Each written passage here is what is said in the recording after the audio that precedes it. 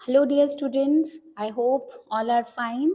सो बेटे, आज हम class 10th NCERT unit 1 of physics वो स्टार्ट करने जा रहे हैं। First I will give you the brief description of the unit. Unit 1 is comprising two chapters, light and human eye. इस यूनिट का आपका ओवरऑल पेपर में वेटेज रहता है बेटे 12 to 13 मार्क्स, राइट। इसके कॉन्सेप्ट्स जो भी आप लाइट में पढ़ोगे, the whole all concepts are going to be applied in the chapter human eye. ठीक है, तो लाइट हम बहुत अच्छे से करेंगे, ह्यूमन आई थोड़ा इजी है तो वो बड़ी जल्दी हो जाएगा अगर आपको लाइट अच्छे से आता है। तो today in this class I am going to start the first topic of this chapter. तो बेटे, before proceeding further we must know what is light, right. तो as per our previous knowledge says, light क्या है? It is the form of energy that activates human vision, that activates human vision। अब activate कैसे करती है इसके बारे में अब थोड़ी सी डिस्कशन हम करेंगे, ठीक है। That will justify it's definition, that discussion will give you the justification of whatever we have written in the form of definition of light। So बेटे, इसको करने से पहले आप ये समझो, what is the natural source of light available to us? Everybody knows it is sun, right. अब बेटे, सन से जो रेडिएशंस आती हैं उनको हम कौन सी रेडिएशंस बोलते हैं? Solar radiations. अब सोलर रेडिएशंस को जो साइंटिस्ट है उन्होंने तोड़ के, ब्रेक करके एनालिसिस किया, एंड व्हाट दे फाउंड कि एक सोलर रेडिएशन के अंदर आपको बहुत सारी रेज मिलती हैं। तो मैं एक शॉर्टकट फॉर्म बता रही हूँ आपको, कौन कौन सी रेज मिलती हैं in one solar radiation. CGXUVIMR, ठीक है। Just for your knowledge I am telling the names of all these, but हमारे काम का जो है वो यही है, which are here doing the circle, that is visible region. First, let me tell you the names. C stands for cosmic rays, right? G stands for gamma rays. X stands for X-rays, ये हम सब जानते हैं, हमने medical terms में सुन रखा है। U stands for ultraviolet rays. Similarly, V stands for visible rays, और ये मैंने हाईलाइट भी किया है बिकॉज हमारे काम का यही है इनमें से। I stands for infrared waves, ठीक है। Similarly M stands for microwaves। Microwave आप घर पे सब यूज करते हैं ना, तो this is M, microwaves. And last is R, it is for radio waves. Radio waves भी हम बहुत यूज करते हैं। किस में यूज होता है? Radio waves are used for the communication, one mobile phone to the another mobile phone. वो सिग्नल्स कैसे जाते हैं? In the form of radio waves जाते हैं। But as I told you, हमें ये सारी रेडिएशंस की ज़रूरत नहीं है। जो ज़रूरत है वो सर्कल वाले पार्ट की है, and it is of visible raise. अब बेटे, रेज को मेजर करने के लिए हम एक टर्म यूज़ करते हैं, वेवलेंथ। आपने क्लास 9th में पढ़ी भी हुई है वेवलेंथ। अगर नहीं भी आता तो हम ह्यूमन आई चैप्टर में इसको इन डेप्थ करेंगे, सो डोंट वरी, अभी के लिए just stick to the figures. Visible rays की जो वेवलेंथ होती है, it comes out to be 400 nanometre to 700 nanometre. This wavelength is quite interesting, क्योंकि जब इतनी वेवलेंथ 400 टू 700 नैनोमीटर के बीच की कोई भी value when it falls on the human eyes, तो जो आईज हैं वो क्या हो जाती हैं? Activate. And that's why when they get activated, world is visible to the human, world is visible to the human. इसीलिए हमने इस 400 टू 700 नैनोमीटर वाली रेडिएशन का नाम क्या रखा? Light rays. क्यों? Because these rays are lightening our vision, lightening our vision। तो अब पूरी स्टोरी का क्रक्स क्या है? First, what are the visible rays? The rays that are lightening our vision. What is the range of the visible rays? Answer is 400 to 700 nanometer। और इन्हीं visible rays को हमने कौन सा नाम दिया है? light rays, क्योंकि इन्हीं की वजह से human eyes get activated, one of the senses get activated, that is eyes, and the world is visible to us. So beta, this is the whole discussion about what is light. Now the second topic comes. ठीक है, light हमने पढ़ लिया. When light falls on a surface, तो क्या होगा, है ना. लाइट आप किसी सरफेस पे फॉल कराते हैं, एक तो चीज हमने पढ़ ली कि वो सरफेस हमें दिखना शुरू हो जाएगा. बट जब लाइट सरफेस के ऊपर फॉल करती है तो कौन कौन से फिनोमिनाज लाइट के साथ जुड़े हुए होते हैं, that is in the introductory part. So that I am going to describe now.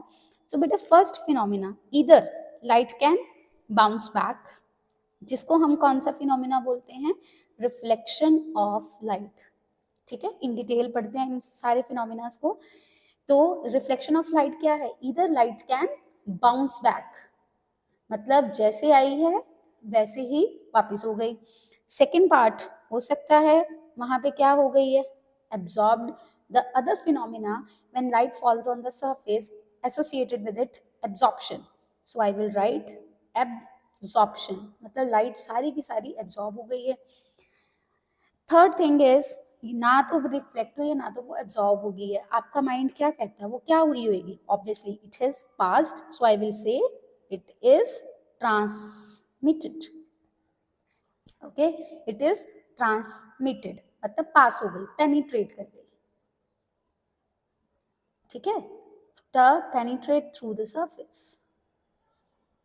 अब इनको बच्चे हम इन डेप्थ पढ़ेंगे, ये सारे फिनोमिनास को. ठीक है, तो ये जरा आप देखिए.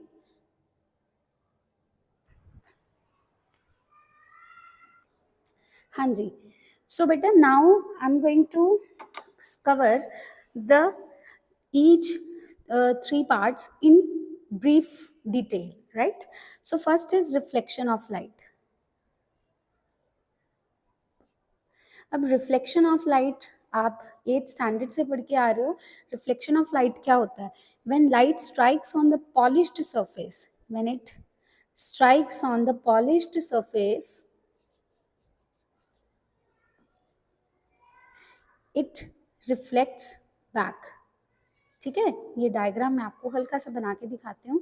पॉलिश्ड सरफेस, इसको हम इन डेप्थ पढ़ेंगे, don't worry, it is just a brief description. So polished surface हम फिजिक्स में ऐसे रिप्रेजेंट करते हैं. सपोज लाइट पॉलिश्ड सरफेस के ऊपर स्ट्राइक करी, तो अगर वो रिफ्लेक्ट बैक कर रही है तो वो ऐसे आई है, बिल्कुल इसी डायरेक्शन में वो वापस हो जाएगी, टकरा के वापस चली जाएगी. मीन्स टू से, अगर यहाँ पे एक मीडियम है, लेट सपोज मैंने क्या लेट किया, एयर, तो अगर वो एयर में आ रही है तो एयर में ही वो वापस जा रही है. So this is reflection of light. ठीक है, सेकंड केस हमने क्या पढ़ा, इट इज एब्जॉर्प्शन. अब एब्जॉर्प्शन कहाँ होगी, अब यहाँ पे मैंने आपको बोला कि सरफेस कैसा चाहिए, पॉलिश्ड. अगर पॉलिश्ड सरफेस होगा तो लाइट विल अंडरगो रिफ्लेक्शन. अब एब्जॉर्प्शन के लिए सरफेस कैसा चाहिए, सपोज मैंने सरफेस कोई भी सरफेस लिया and I covered it with black pepper. ठीक है, तो फिजिक्स में ब्लैक पेपर मींस हमने यहाँ पे क्या क्रिएट करी है, black body.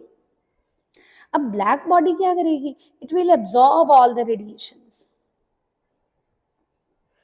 All the light rays. ठीक हो गया, it will absorb all the light rays. अब मुझे कैसे पता चला कि एब्जॉर्प्शन हुई है, तो इसके लिए हमारे पास एक तरीका है. आप ब्लैक बॉडी जो कि आपने बनाई है ना, आप इस ब्लैक बॉडी को टच करके देखिए, you will see that this black body gets heated up, which means कि जो भी लाइट एनर्जी उसके ऊपर फॉल कर रही है, light energy, it is getting converted into heat energy. ठीक है, okay. Then comes the third part, it stage transmission. अब ट्रांसमिशन के लिए मैं एक स्पेशल काइंड का सरफेस लूंगी. वो सरफेस आपका क्या होना चाहिए, ट्रांसपेरेंट. अब आप जानते हो transparent surface means that it will allow light to pass from one medium to another medium, right. Suppose मैंने एक बीकर लिया, इमेजिन करिए आप, मैंने बीकर लिया और यहाँ पे नीचे वाटर फिल कर दिए, यहाँ वाटर है और यहाँ एयर है. अब एयर से लाइट किसमें आ रही है, वाटर में, वो चली जाएगी क्योंकि वाटर क्या है, ट्रांसपेरेंट. सो इसमें बेसिकली क्या हुआ है, ट्रांसमिशन. सिमिलरली अगर आप ग्लास सरफेस लेंगे, सिंपल ग्लास आप अपने घर में यूज करते हो, उस ग्लास में आप लाइट फॉल कराइए, आप दूसरे पॉइंट से लाइट को देख सकते हैं लाइक दिस। यहाँ से आप लाइट फॉल कराइए सरफेस 1, आप सरफेस 2 से लाइट इजीली देख सकते हो। क्यों? क्योंकि वो ट्रांसमिट कर रहा है। तो अब what is the crux of this discussion कि जब लाइट किसी सरफेस पर फॉल करती है, so it can undergo 3 phenomenas. What are the 3 phenomenas? Reflection, absorption, transmission. पर कौन सा फिनोमिना डोमिनेंट होगा लाइट का, इट डिपेंड्स कि सरफेस कैसा है। अगर आप पॉलिश्ड सरफेस के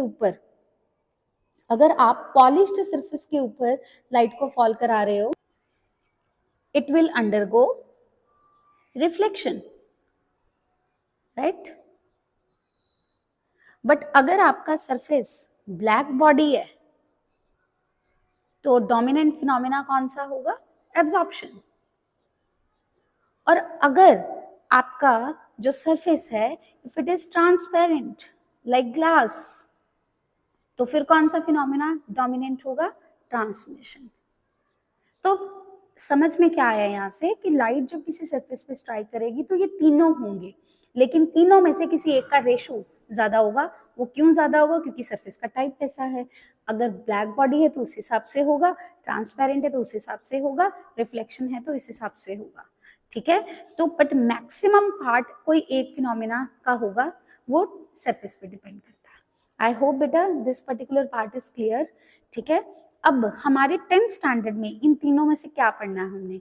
10th स्टैंडर्ड में हमने पढ़ना है रिफ्लेक्शन। ठीक है।